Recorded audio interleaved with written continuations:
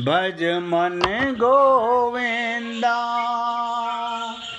गोविंदा गोपाला गोविंदा गोपाला गोविंद गोविंद गोपाल भज मन गोविंदा गोविंद गोविंद गोपाल भज मन गोविंदा गोविंदा गोपाला गोविंदा गोपाला गोविंद गोविंद गोपाल भज मन गोविंदा गोविंद गोविंद गोपाल भज मन गोविंदा। सभी पुण्य आत्मा बहुत ध्यान से सुनिएगा, अपना अपना स्पीकर जरूर बंद कर लीजिएगा। क्या कहते हैं भगवान? शरीर और शरीरी के विभाग को जानकर। राजकुमार जी मोबाइल की आवाज बंद कर लो भाई। अच्छा जी। शरीर और शरीरी, जड़ और चेतन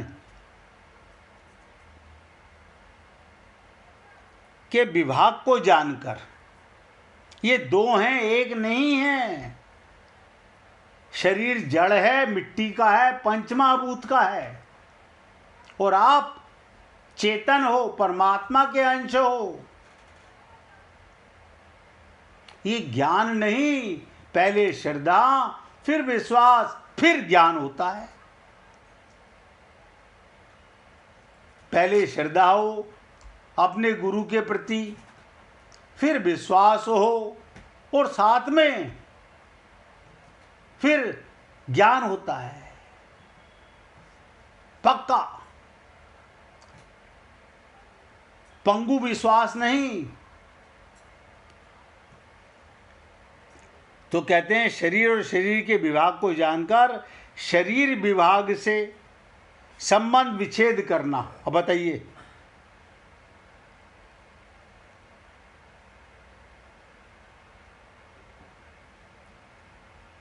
कितनी विचित्र बात कही है, ध्यान से सुनिएगा। शरीर और शरीरी के विभाग को जानकर, ये दो हैं, शरीर विभाग से संबंध विच्छेद करना। मैं शरीर नहीं हूं, ये विश्वास होना, इसे कहते हैं सांख्य योग। तथा कर्तव्य और अकर्तव्य के विभाग को जानकर, कर्तव्य क्या है और अकर्तव्य क्या है, इसे जानकर अकर्तव्य विभाग का त्याग करना। अकर्तव्य का त्याग करना और कर्तव्य का पालन करना कर्म योग है। तो सांख्य योग और कर्म योग आपको बता दिया। शरीर और शरीरी विभाग को जानकर अपने को शरीर ना मानना, शरीर से अपना संबंध विच्छेद कर लेना, मैं मरने वाला नहीं हूं, बस ये सांख्य योग है। और कर्तव्य अकर्तव्य को जानकर अकर्तव्य का त्याग करो और कर्तव्य का पालन करो, तो कर्म योग हो गया। मनुष्य को दोनों में से किसी भी एक साधन का, सांख्य योग का ज्ञान हो जाए तो भी कल्याण, कर्म योग का ज्ञान हो जाए तो भी कल्याण। किसी भी एक साधन का अनुष्ठान करने से इस समता को प्राप्त हो जाएगा। अब आपको नहीं, हम तो दोनों ही नहीं मानेंगे। अब नहीं मानोगे तो जो अब तक हो रहा है वो आगे भी होता रहेगा। मन के गुलाम थे, हैं, रहेंगे। क्या बताओ, आते जाते रहेंगे। कोई जरूर है इसी जन्म में भगवान को पाना? फिर कभी मौका मिलेगा कहीं सत्संग सुनने को, कभी पहली बात तो भगवान की कृपा से कभी मनुष्य शरीर मिलेगा, फिर कहीं सत्संग में हमारा मन लगेगा, हम सुन पाएंगे और अमल में ला पाएंगे तो कल्याण हो जाएगा।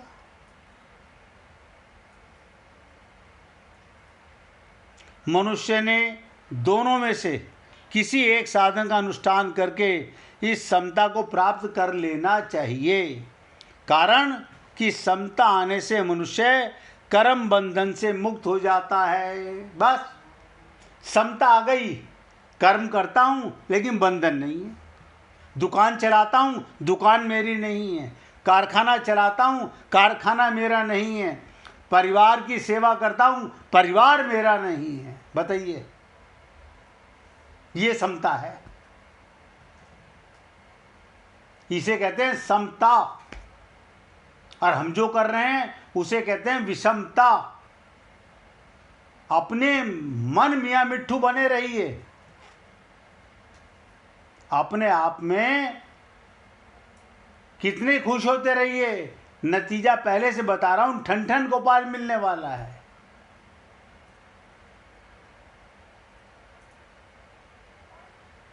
तो यहाँ 31वें से 37वें श्लोक तक धर्मशास्त्र की और 39वें श्लोक से 53वें श्लोक तक मोक्ष शास्त्र की बात आई है।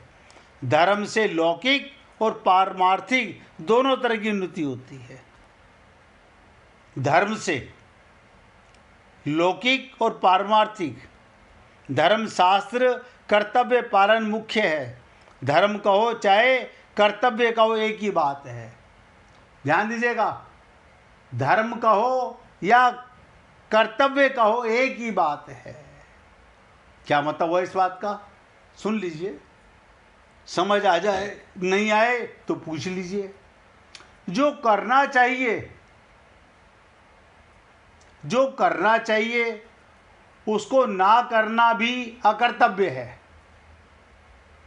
जो हमारा कर्म है, करना चाहिए, उसको ना करना भी अकर्तव्य है, और जो नहीं करना चाहिए उसको करना भी अकर्तव्य है। जिसमें अपने सुख की इच्छा का त्याग करके, ध्यान दो, अपने सुख की इच्छा का त्याग करके दूसरे को सुख पहुंचाया जाए, और जिसमें अपने ही हित हो और दूसरे का हित भी हो, वो कर्तव्य कहलाता है।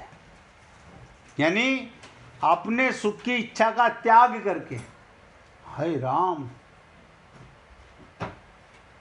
ऐसा कौन कर्म करता है जिससे सुख की इच्छा ना हो, दूसरे को सुख पहुंचाया जाए, जिसमें अपना भी हित हो और दूसरे का भी हित हो, वो कर्तव्य कहलाता है। एक सन्यासी, ध्यान से सुनिएगा, कुछ सन्यासी नदी में तैर रहे थे, वहीं पर एक स्त्री डूबने लगी। वो चिल्ला रही है, बचाओ बचाओ बचाओ। अब चार सन्यासी, तीन ने क्या कहा, हम सन्यासी हैं, हम स्त्री को हाथ नहीं लगा सकते। एक सन्यासी गया और उसको उठा के पानी से बाहर निकाला। अब आप बताइए, वो जो तीन सन्यासी, मूर्ख, सन्यासी नहीं मूर्ख, जैसे पोंगा पंडित होते हैं, यानी कर्तव्य कर्म को छोड़कर अकर्तव्य कर रहे हैं। और जो सन्यासी बचा रहा है उसकी जाके गुरुजी से निंदा कर रहे हैं कि गुरुजी देखो, सन्यास धर्म में हमसे आपने शपथ ली थी, इसने स्त्री को हाथ लगाया। तो गुरुजी ने उस दिन समझाया कि कर्तव्य क्या होना चाहिए। कर्तव्य का पालन करने से योग की प्राप्ति अपने आप हो जाती है। बताइए, अपने आप भगवान से योग हो गया। आप एक बार मंदिर मत जाओ, एक बार राम ना कहो, एक बार मुख से ना कहो। निस्वार्थ कर्म कीजिए, भगवान के निमित्त कर्म कीजिए। स्वार्थ का कर्म तो पाप है, जो कि 99% हम लोग वही करते हैं। कर्तव्य का पालन किए बिना मनुष्य योगारूढ़ नहीं हो सकता। और आप और हम सब लोग कर्म तो करते हैं, कर्तव्य का पालन तो करते हैं। कर्तव्य का पालन किसके लिए? भगवान के निमित्त कर्म करना कर्तव्य है। अन्यथा अंधा बाटे रेवड़ी फिर अपने को दे, ये कर्तव्य नहीं है, यह अकर्तव्य है। ये स्वार्थ का कर्म है, निस्वार्थ कर्म नहीं है। योग की प्राप्ति होने पर, अब एक बात शब्द बताने जा रहा हूं नया, जिसको मैं कई सालों से आपसे निवेदन करता रहा। गीता के माध्यम से भगवान बता रहे हैं, योग की प्राप्ति होने पर तत्व ज्ञान अपने आप हो जाता है। तत्व ज्ञान। अब बिना तत्व ज्ञान के आपको वेदों से लेकर रामायण तक सब रटा हुआ है, आपको तत्व ज्ञान नहीं है तो 100% नोट कर लो, भगवत प्राप्ति नहीं होगी। आत्मा को परमात्मा मिलते हैं, शरीर को परमात्मा नहीं मिलते। योग की प्राप्ति होने पर ये योग कैसे होगा? कर्तव्य कर्म का पालन करने से अपने आप योग हो जाएगा। आप और हम लोग कर्तव्य तो खूब करते हैं, लेकिन अपनी दृष्टि में कर्तव्य करते हैं। भगवान की दृष्टि में सब में भगवान को देखकर सेवा करना, ये कर्तव्य है।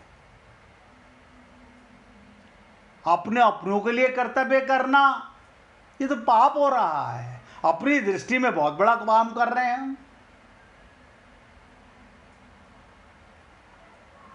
एक संत के पास एक शिष्य अपने पुत्र को लेकर गई, अपने पोते को लेके गई। तो गुरुजी ने कहा, आज किसको ले आई? बोली, गुरुजी ये मेरा बेटा है, ये मेरा पोता है। एक लड़का और साथ में खड़ा हुआ था।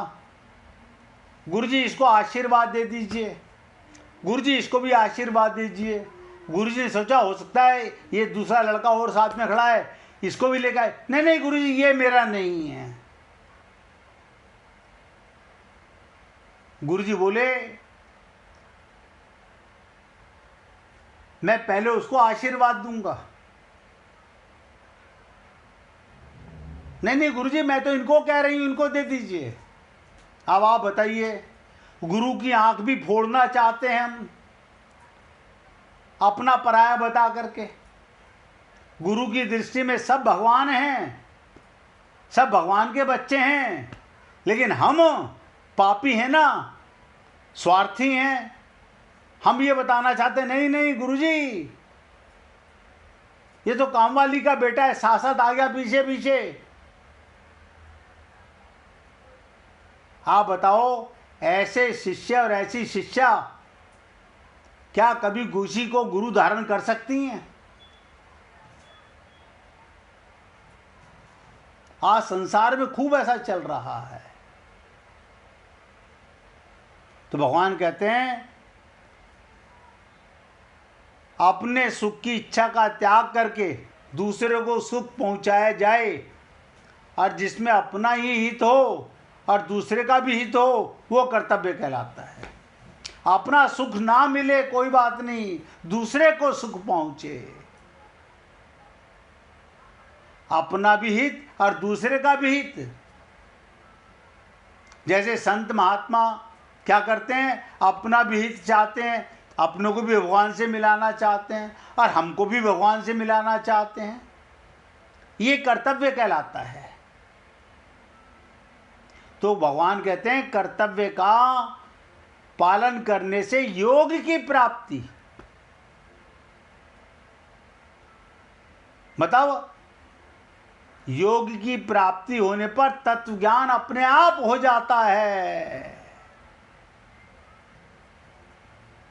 जो कर्म योग और ज्ञान योग दोनों का परिणाम है। गीता में 3 योग बताए गए, कर्म योग, ज्ञान योग, भक्ति योग।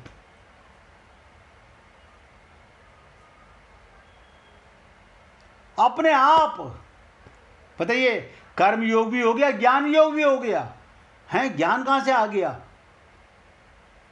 इसको तो एक मंत्र भी नहीं आता और उसे ज्ञान हो गया। अरे बाबा, उसे आत्मज्ञान हो गया, तत्व ज्ञान हो गया।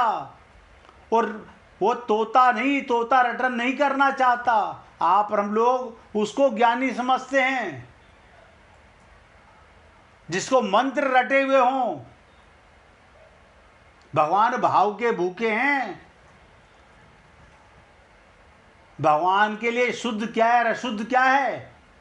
आप बताइए। दुर्वासा ऋषि की भी बुद्धि घूम गई थी। जब भगवान श्री कृष्ण को गोकुल में गया देखने के लिए, तो दुर्वासा ऋषि को भगवान ने क्या दिखाया? भगवान तो सब जानते थे, देखने आए कौन से हैं भगवान जी। अब भगवान क्या कर रहे हैं? अपने सखाओं का झूठा भोजन छीन छीन के खा रहे हैं। आप बताओ, शुद्ध महात्मा की बुद्धि कैसे मान ले ये भगवान हो सकते हैं? ब्रह्मा जी,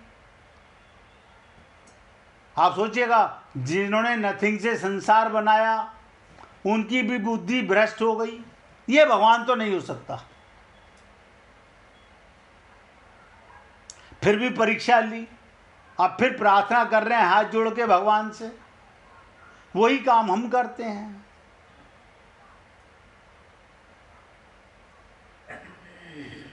इसलिए आपसे निवेदन करना चाहता हूं, योग की प्राप्ति कर्म योग से, सांख्य योग से योग की प्राप्ति हो गई, और योग की प्राप्ति से तत्व ज्ञान स्वतः हो गया। और तत्व ज्ञान का मतलब कर्म योग और ज्ञान योग दोनों का परिणाम आ गया। आदि भगवत प्राप्ति हो गई। और तीसरी बात सुनिएगा, आप भक्ति के अधिकारी बन गए। देखिए कमाल, यानी एक योग से, एक शब्द से कहां कली जुड़ी? कर्म योग से नित्य योग की, और नित्य योग से तत्व ज्ञान की, और तत्व ज्ञान से कर्म योग और ज्ञान योग की, और कर्म योग और ज्ञान योग से भक्ति योग की। अपने आप भगवान में प्रेम हो गया। मैं गिरधर की, गिरधर मेरे। आप सोचिए ना भाई, कोई पैसे नहीं लग रहे सुनने में और समझने में। और आज भी अगर समझ नहीं आ रहा तो कल पूछिएगा। अब मैं आपको बता रहा था कि राम सुखदास जी क्या प्रार्थना करते हैं, उसके बाद गुड्डी जी से भजन सुनिएगा। राम सुखदास जी की प्रार्थना सुनिए। कहते हैं, हे मेरे प्यारे, क्या कहते हैं? हे मेरे प्यारे, हे अनाथन नाथ, अनाथ के नाथ हो आप। हे अशरण शरण, हे पतित पावन, हे दीन बंधु, हे रक्षिता रक्षक, हे निराधार के आधार, हे अकारण के करुणा वरुणालय, हे साधनहीन के एकमात्र साधन, हे असहाय के सहायक। क्या आप मुझे जानते नहीं? क्या कह रहे हैं भगवान से? क्या आप मुझे जानते नहीं? मैं कैसा भंग प्रतिज्ञ, कैसा कृतघ्न, कैसा अपराधी, कैसा विपरीतगामी, कैसा आकरण करण परायण हूं। और भगवान से क्या प्रार्थना करते हैं राम सुखदास जी? अनंत दुखों के कारण स्वरूप, अनंत दुखों के कारण स्वरूप भोगों को भोग कर, अनंत जन्मों से आप हम लोग भटके हैं। कहते हैं इन सब दुखों को, भोगों को भोग कर, जानकर भी आसक्त रहने वाला, अहित को हित का मानने वाला, बार बार ठोकरें खाकर भी नहीं जागने वाला, आपके विमुख होकर बार बार दुख पाने वाला, चेत कर भी ना चेतने वाला, ऐसा जानकर भी ना जानने वाला, मेरे सिवा आपको ऐसा कौन मिलेगा। और कहते हैं हे प्रभु त्राही माम पाही माम पाही माम। हे प्रभु, हे विभो, मैं आँख पसार कर देखता हूँ। क्या कहते हैं? मैं आँख पसार कर देखता हूँ। क्या देखता हूँ? मन, बुद्धि, प्राण, इंद्रियां और शरीर भी मेरे नहीं हैं। देखिए क्या विचित्र बात कही राम सुखदास जी ने। आँख पसार कर देखता हूँ, ना तो मैं मन हूँ, ना मैं बुद्धि हूँ, ना ये प्राण, ना ये इंद्रियां और शरीर भी मैं नहीं हूँ। फिर वस्तु, व्यक्ति आदि मेरे कैसे हो सकते हैं? ये कोई भी व्यक्ति या कोई भी वस्तु मेरी कैसे हो सकती है? ऐसा मैं जानता हुआ कहता हूँ, पर वास्तविकता से नहीं मानता। मेरी ये दशा क्या आपसे किंचन मात्र भी छिपी हुई है? फिर हे प्यारे क्या कहूँ बस। हे नाथ, हे मेरे नाथ, हे दीन बंधु, आप अपनी तरफ से शरण में ले लीजिए। आप अपनी तरफ से मुझे अपनी शरण में ले लीजिए। बस केवल आप प्यारे लगें। हे पुण्य आत्माओं, आप सोचिए, बड़े बड़े संत अपने हृदय को चीर के रख देते हैं भगवान से प्रेम करने के लिए। वो रट्टू तोते की तरह आरती नहीं करते,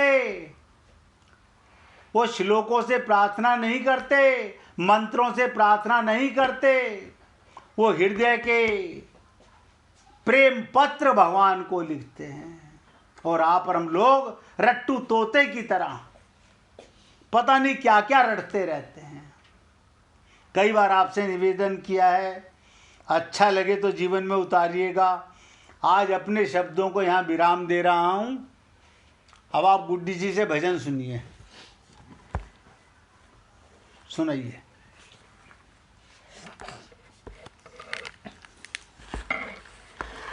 मत कर तू अभिमान खिलौने माटी के, मत कर तू अभिमान खिलौने माटी के।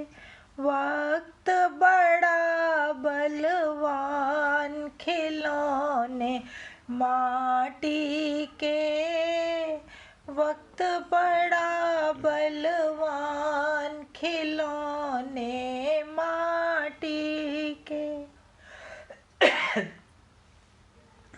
सुख में तो सब पास है आते, सुख में तो सब पास है आते, सुख में तो सब, दुख में तो सब दूर हो जाते।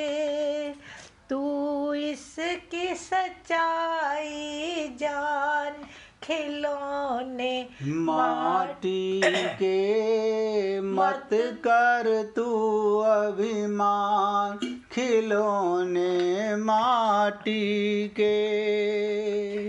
जन्म बड़ा अनमोल है प्राणी, जन्म बड़ा अनमोल है प्राणी।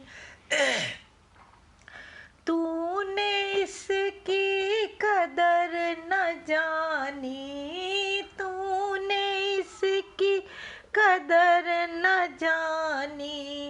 खुद को ले पहचान खिलौने माटी के, खुद को ले पहचान खिलौने माटी के। मत कर तू अभिमान खिलौने माटी के। वक्त बड़ा बलवान खिलौने माटी के। ये दुनिया मुसाफिर खाना है, ये दुनिया मुसाफिर खाना है। एक दिन इसे छोड़ के जाना है, एक दिन इसे छोड़ के जाना है। यहाँ बन कर रहे मेहमान खिलौने माटी के। यहाँ बन कर रहे मेहमान खिलौने माटी के। वक्त बड़ा बलवान खिलौने माटी के। धन दौलत तूने खूब कमाई, धन दौलत तूने खूब कमाई। अंत समय कोई साथ न जाई, अंत समय कोई साथ न जाई। कर ले प्रभु का ध्यान खिलौने माटी के। मत कर तू अभिमान खिलौने माटी के। तेरे जैसे लाखों आए, तेरे जैसे लाखों आए। लाखों इस माटी ने खाए, लाखों इस माटी ने खाए। रहा न नामो निशान खिलौने माटी के। रहा न नामो निशान खिलौने माटी के। मत कर तू अभिमान खिलौने माटी के। माया का अंधकार निराला, माया का अंधकार निराला। बाहर उजला भीतर काला, बाहर उजला भीतर काला। उसको तू पहचान खिलौने माटी के। वक्त बड़ा बलवान खिलौने माटी के। झूठी खाया झूठी माया, झूठी काया झूठी माया। हरि नाम ही सच्चा साया, हरि नाम ही सच्चा साया। जप ले हरि का नाम खिलौने माटी के। जप ले हरि का नाम खिलौने माटी के। मत कर तू अभिमान खिलौने माटी के। वक्त बड़ा बलवान खिलौने माटी के। बोलिए वृंदावन बिहारी लाल की जय जय श्री राधे, जय जय श्री राधे। बोल लाल जी का मंगल हो, सभी भक्तों का मंगल हो। सबको राधे राधे जी, राधे राधे भैया, सबको राधे राधे भाई, राधे राधे, राधे राधे जी, राधे राधे। हाँ बोलिए, वीना से बोलना है। हाँ जी बोलिए, वीना को बोलिए। हाँ जी वीना राजा मुझे आपकी आवाज नहीं आ रही। जी वाला है ना धोती का वो मेरे को फोटो भेज।